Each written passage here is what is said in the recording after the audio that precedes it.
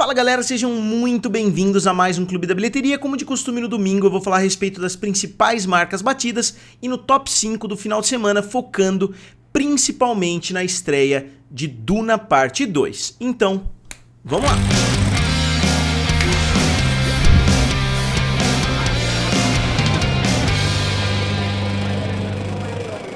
Então pessoal, eu sou o Felipe aqui do canal Triplo F, também lá do Guerra dos Streamings.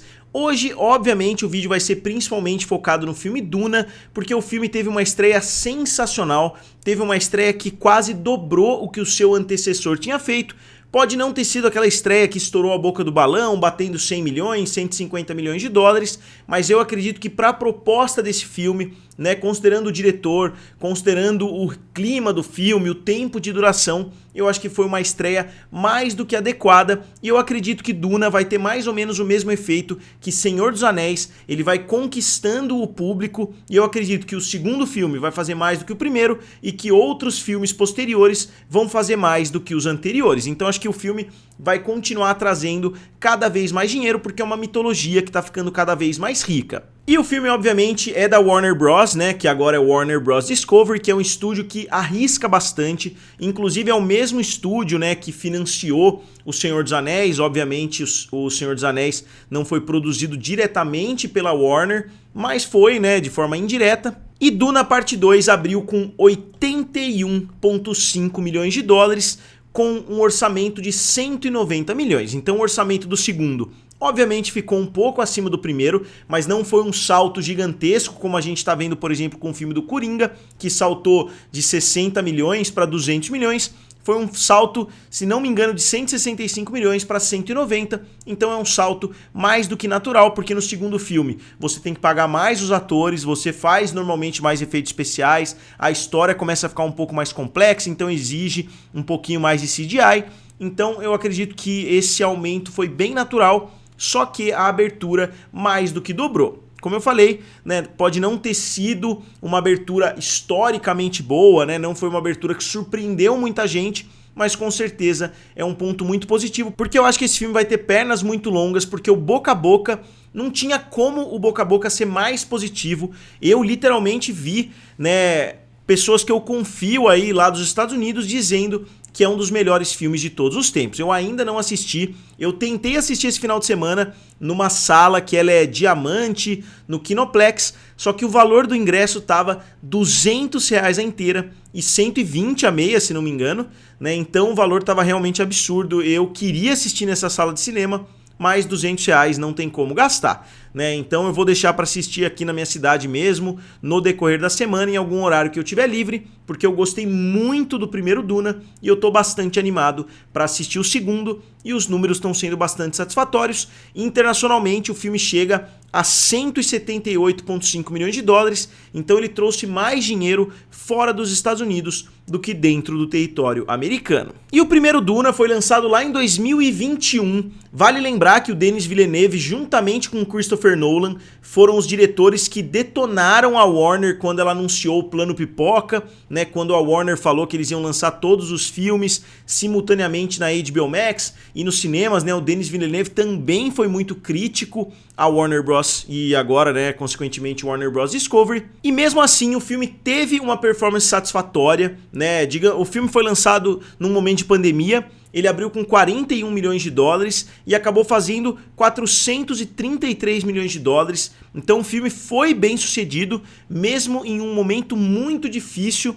Só que esse filme agora já está tendo um resultado muito superior. Obviamente ele ainda não bateu o resultado final do primeiro Duna, mas se a gente pegar o comparativo, o filme abriu com praticamente o dobro no seu final de semana de estreia. Eu imagino que esse filme tenha potencial para chegar na casa dos 800 milhões de dólares, possivelmente até mais, né? Porque o filme, como eu disse, é difícil de você replicar um boca a boca tão positivo quanto esse filme vem tendo. Então eu acredito que muitas pessoas que não tiveram interesse em assistir no primeiro final de semana vão acabar vendo em finais de semana subsequentes. E como eu falo pra vocês, é sempre muito bom quando o filme chega perto do seu orçamento já no primeiro final de semana. Obviamente esse filme deve ter investido muito em marketing, né? Foi um filme que foi uma grande aposta da Warner, eles colocaram all-in, né, digamos assim, no marketing. Então eu imagino que tenha sido acima dos 100 milhões de dólares, né, o marketing, e eu vi reports aí dizendo mais ou menos nesse sentido, né, que eles gastaram cerca de 100 milhões de dólares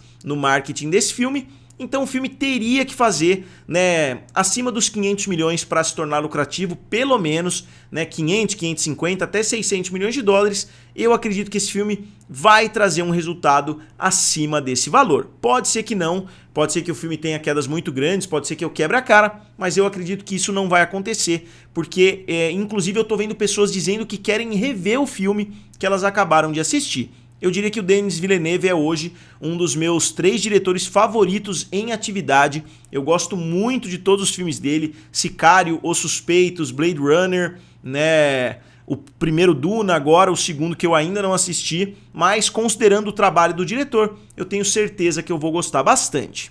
E pessoal, eu queria pedir uma coisa rapidinho pra vocês, se vocês puderem me ajudar se inscrevendo aqui no canal, mesmo nos vídeos do Clube da Bilheteria, cerca de 50% de vocês ainda não são inscritos, então se vocês puderem, ajuda bastante no algoritmo do YouTube e traz engajamento aqui pro canal, então é fácil, rápido e de graça. E mesmo se você já for inscrito, confira aqui do lado a sua inscrição novamente, porque às vezes o YouTube, né, dá umas loucas aí, ele começa a tirar inscritos, então deem uma olhadinha aqui do lado. Na segunda posição ficou o filme do Bob Marley, que trouxe mais 7,4 milhões de dólares, com uma queda de 45%. O filme também está tendo uma corrida interessante, né? Ele tem um orçamento de 70 milhões e já bateu o dobro do seu orçamento, então o filme ainda está na segunda posição, deve continuar trazendo mais um bom dinheiro nos próximos finais de semana, então é um filme que eu imagino que vai se tornar bastante lucrativo para a Paramount. A Paramount não está em um bom momento, mas com certeza esse filme do Bob Marley vai ajudar bastante. Aí falando, né, de filmes de música,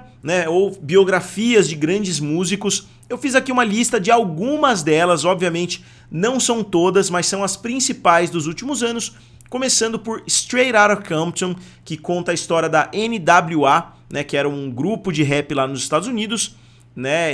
O filme é muito legal, para quem ainda não assistiu eu recomendo bastante, eu diria que é o melhor filme dessa lista aqui.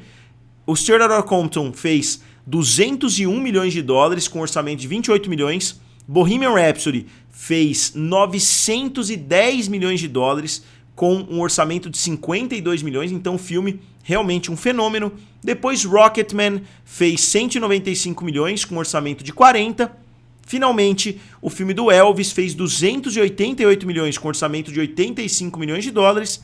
E agora a gente tem o filme do Bob Marley com 146 milhões de dólares e um orçamento de 70 milhões. Então, todos esses filmes foram bem sucedidos, né? Eu diria que não é um projeto tão arriscado assim você lançar uma biografia musical. Por isso até, né, que estão falando aí de um universo compartilhado dos Beatles, que vai ter um filme individual para cada um dos Beatles, possivelmente um filme depois. Eu não dei uma pesquisada muito a fundo, eu pretendo trazer um vídeo a respeito, então eu vou dar uma pesquisada, porque é uma ideia realmente muito interessante. Depois, na terceira posição, ficou o filme Ordinary Angels, que caiu 37%, trouxe mais 3,8 milhões de dólares e chegou a 12 milhões de dólares. É interessante, né, porque a gente tá vendo 2 projetos no top 5 que são projetos focados no público católico. A gente tá vendo realmente, né, no filme do ano passado, que eu falei várias vezes pra vocês, da Angel Studios, né, O Som da Liberdade.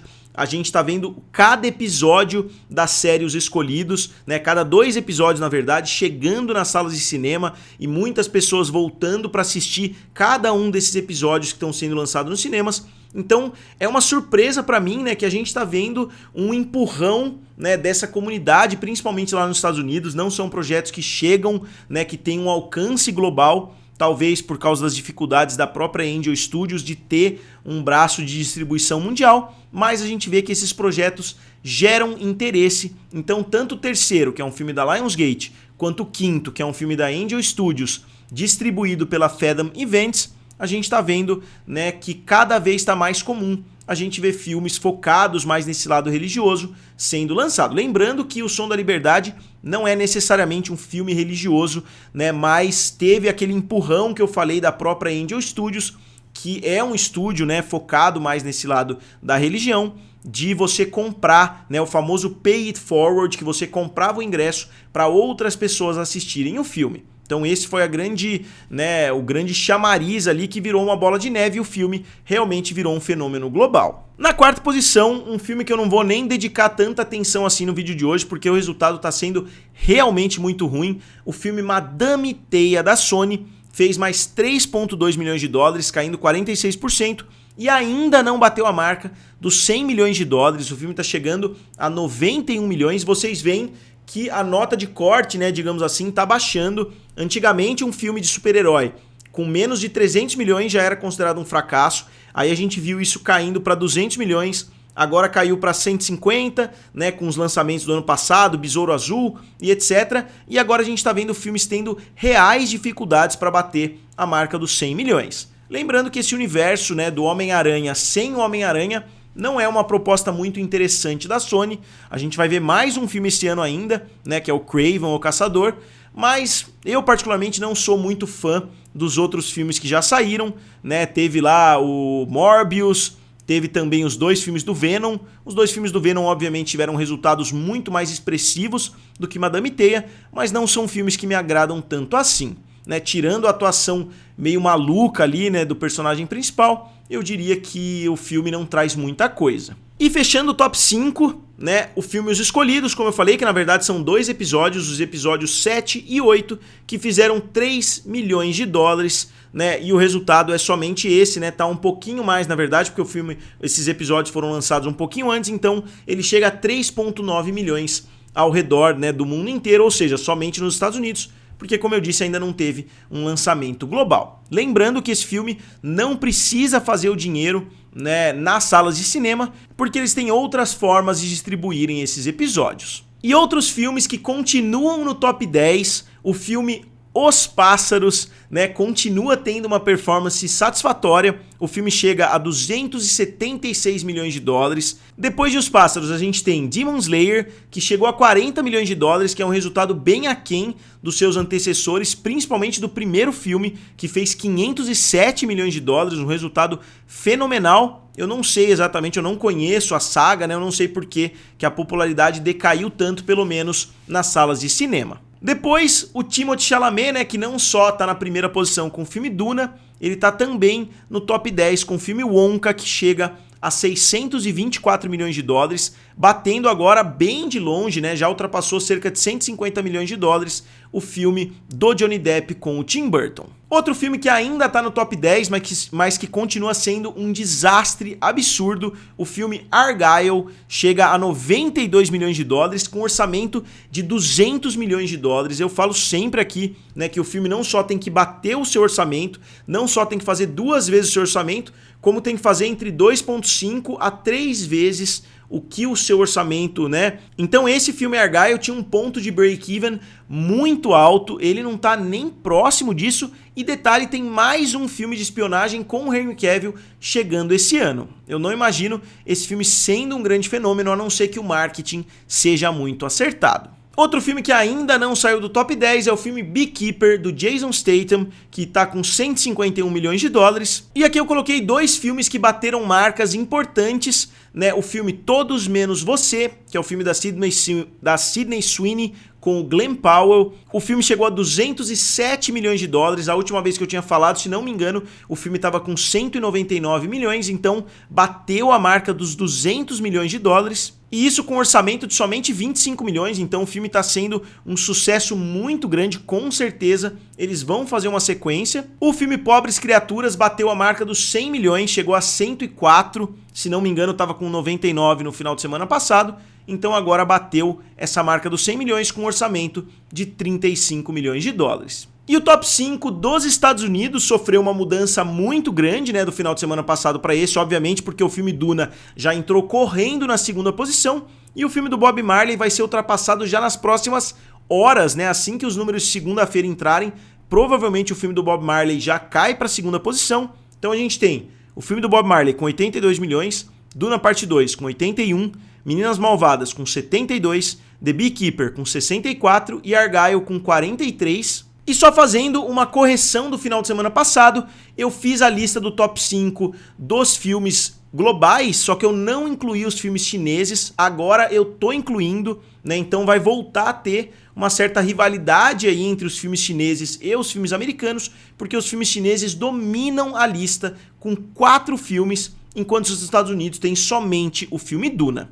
Mas vamos dar uma olhadinha, na primeira posição ficou o filme YOLO, que é um filme chinês com 454 milhões de dólares. Todos esses filmes foram lançados em 2024, só deixando bem claro. Depois Pegasus 2, com 424 milhões. Artigo 20, com 285 milhões. Bonnie Bear's Time Twist, com 252 milhões. E Duna Parte 2, com 178 milhões de dólares. Então a gente vai ver essa lista mudando bastante, mas é curioso a gente ver novamente a lista sendo dominada por filmes chineses. Então agora, como sempre, eu gostaria de saber de vocês, eu gostaria que vocês comentassem aqui quanto vocês acham que o filme Duna 2 vai fazer até o final da sua corrida. Essa semana eu já vou lançar o meu vídeo de previsões, eu já tinha a minha previsão sobre o filme Duna, né? Eu já tinha tudo marcado, eu vou manter a minha previsão original, né? Eu não vou modificar, eu sei que os números já saíram, mas eu não vou modificar, porque eu já tinha feito, então eu vou fazer a minha previsão final e eu vou manter a minha previsão da abertura, né? Mas de qualquer forma, eu gostaria de saber a opinião de vocês, né? O que vocês acham que esse filme vai fazer até o final da sua corrida. Então, como sempre, digam aqui nos comentários, curtam o vídeo e se inscrevam no canal. Valeu? E nos vemos em breve.